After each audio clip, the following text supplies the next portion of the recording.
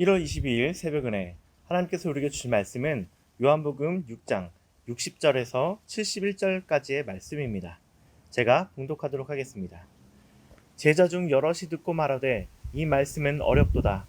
누가 들을 수 있느냐 한데 예수께서 스스로 제자들이 이 말씀에 대하여 수군거리는 줄 아시고 이르시되 이 말이 너희에게 걸림이 되느냐? 그러면 너희는 인자가 이전에 있던 곳으로 올라가는 것을 본다면 어떻게 하겠느냐? 살리는 것은 영이니 육은 무익하니라. 내가 너희에게 이를 말은 영이요 생명이라.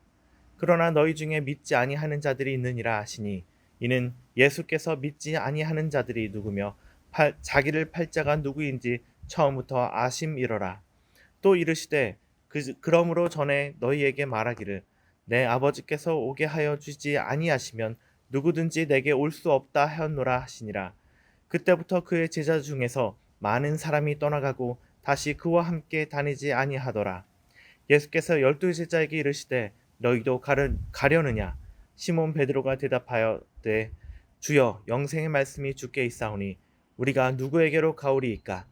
우리가 주는 하나님의 거룩한 자이신 줄 믿고 알았사옵나이다.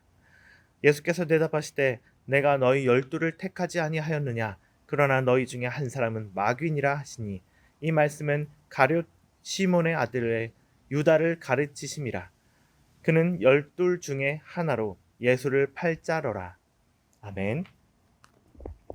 네, 이제 오늘 말씀은 예수님이 이제 살과 생명의 떡에 대해서 이제 비유를 이제 해서 강의를 해줬잖아요. 이 말씀이 이제 어렵다고 제자들이 지금 수군거리고 있는 거예요.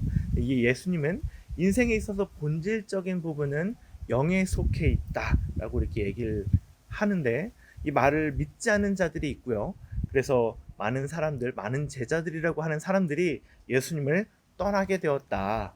그래서 12제자가 남았는데 이제 예수님이 이들에게도 너희도 떠나려느냐라고 이렇게 물어보셨고 이제 생명의 말씀이 여기 있으니 저희가 어떻게 떠나겠습니까? 라고 얘기를 했습니다. 그런데 이제 이제 그 중에 한 명은 마귀다. 그래서 가룟 유다를 지칭해서 이제 말씀하시는 그 부분, 이 부분이 이제 오늘 말씀의 내용입니다.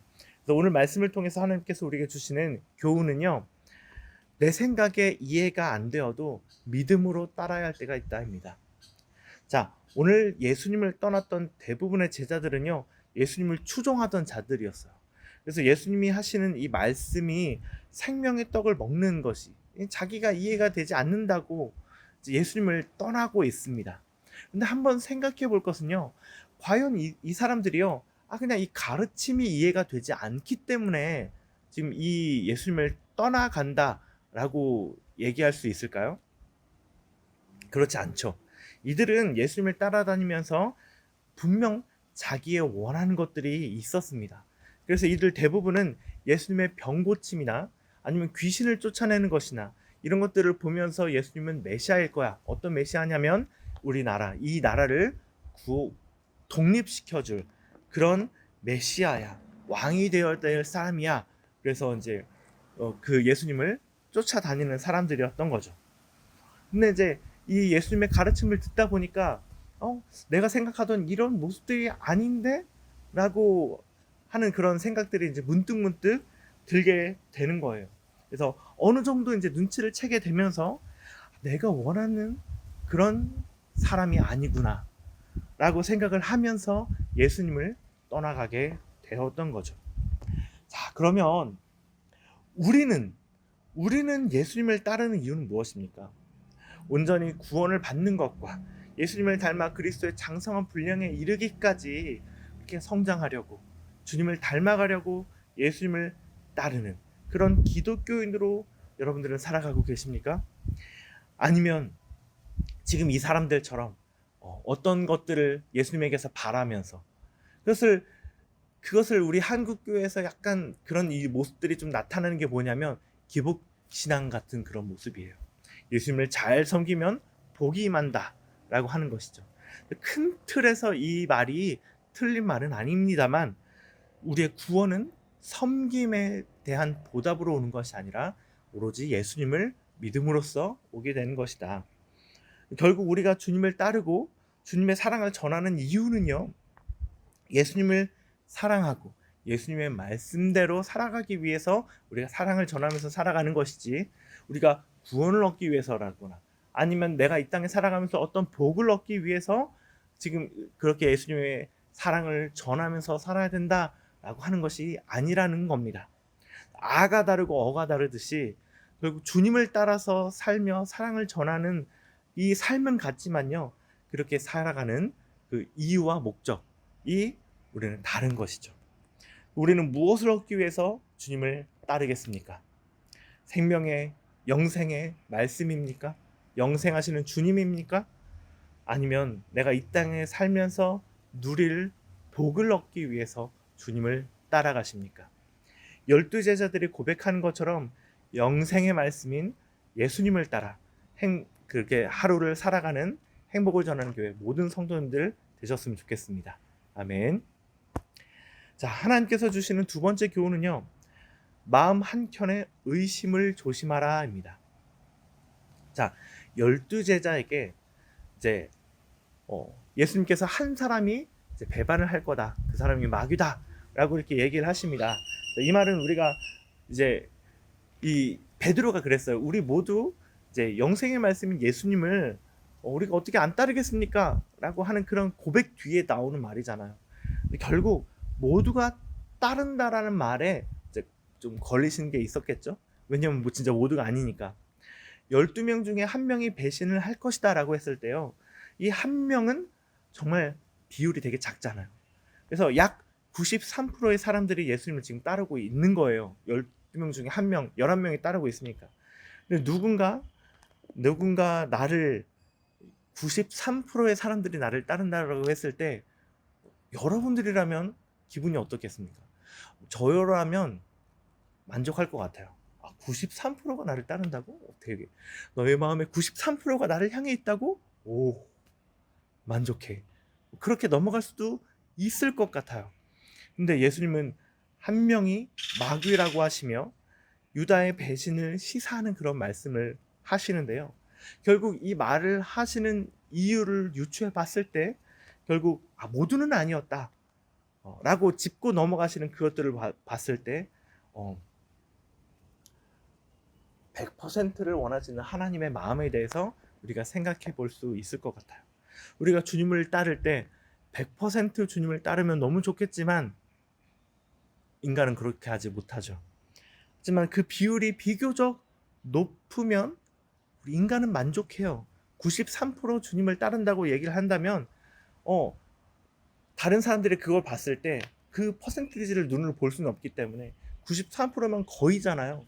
와, 너 정말 잘 살고 있구나 라고 누구든지 얘기할 거예요. 그 93% 주님을 따르는 그 사람들을 봤을 때. 그런데 하나님이 우리에게 바라시는 순종의 비율은 몇 퍼센트일까요? 사울의 예를 봤을 때 하나님은 우리에게 100%의 순종을 원하신다는 사실을 알 수 있습니다. 자, 그렇다면 93%의 순종은 하나님 앞에 옳지 않은 것일까요? 인간들이 보기엔 괜찮은데 네, 옳지 않은 것일 수 있습니다. 사울이 순종보다 낫다라고 했을 때요, 그 7일을 기다려서 제사를 드린다고 했는데 사무엘이 나타나지 않았거든요. 근데 7일을 기다렸어요. 기다리지 않고 바로 드린 게 아니라 7일 동안 기다리고 또 계속 그 하루를 계속 기다렸는데 아무리 기다려도 사무엘이 나타나지 않자 사울이 자기가 제사를 드린 것이었거든요. 근데 제사를 드릴 때 사무엘이 나타났죠. 조금만 더 참았다면.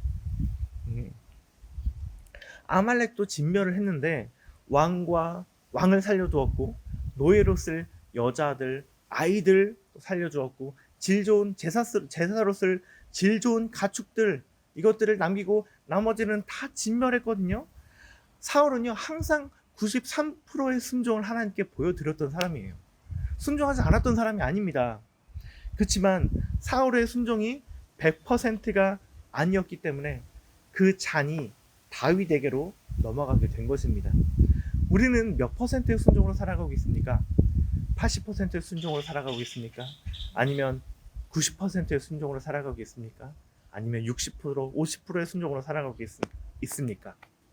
우리가 정말 열심히 살아가고 있는 것이지만 80, 90이라 할지라도 정말 우리가 정말 잘 열심히 살아가고 있는 거잖아요. 누구나 인정할 수도 있는, 인간적으로는.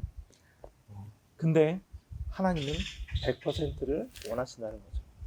그럼 인간이 100%의 순종을 드릴 수 있을까요? 만약 못한다면 인간에겐 전혀 희망이 없을까요?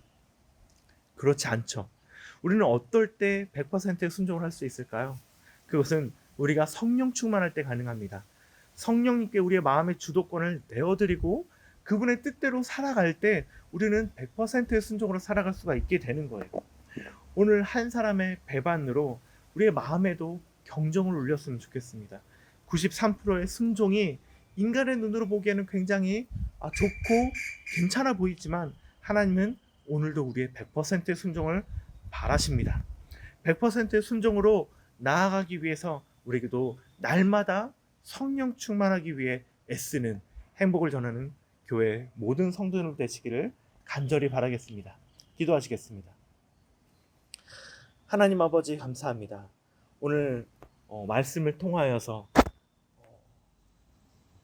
우리가 주님을 따른다고 하지만 우리가 따를 때 우리의 마음에 들지 않은 것들이 있어서 그것들을 발견할 때 실망하고 주님을 돌이켰던, 주님을 떠나갔던 이 제자들의 모습을 보았습니다. 우리 또한 우리가 예수님의 제자로 기독교인으로 살아가는 것이 무언가를 하나님 앞에 얻기 위해서 살아가는 것들이 아니었는지 생각해 보았습니다. 주님, 우리가 그렇게 하나님을 온전히 순전히 따르지 아니하고 무언가 얻기 위해서 따랐다면 그 모든 마음들 하나님 앞에 내려놓게 하시고 순전한 마음으로 주님 따르게 하여 주시옵소서. 주님, 오늘 가룟 유다의 배신을 이야기하시는 그런 것들을 보았을 때 제자들 12명의 제자들 중에서 한 사람이 배신하려는 마음을 가지고 있었을 때 베드로의 그 고백이 아니다라고 얘기하시는 그 예수님의 모습을 보면서 주님, 우리 또한 93%의 순종이 아니라 100%의 순종으로 하나님께 나아갈 수 있는 그런 우리가 될 수 있도록 하나님 도와주시고 함께하여 주시옵소서. 주님, 우리가 우리의 힘으로는 그것들을 할 수가 없지만 주님의 성령의 충만함으로 말미암아 100%의 순종으로 오늘 하루 살아갈 수 있도록 우리와 함께해 주시기를 간절히 원합니다. 예수님의 이름으로 기도합니다. 아멘.